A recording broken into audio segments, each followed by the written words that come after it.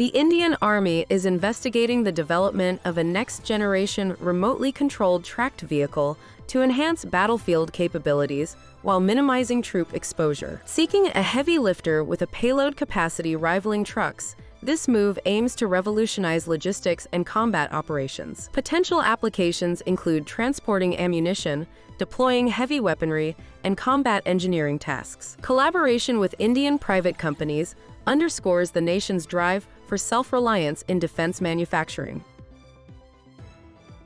India's Ministry of Defense aims for collaboration between public and private sectors to manufacture subsonic, long-range cruise missiles. Recognizing the need for precision strike weapons, the initiative responds to emerging threats at the LAC and LOC. Leveraging successful indigenous missile development, the program extends to mass production and adaptation for sea and air deployment.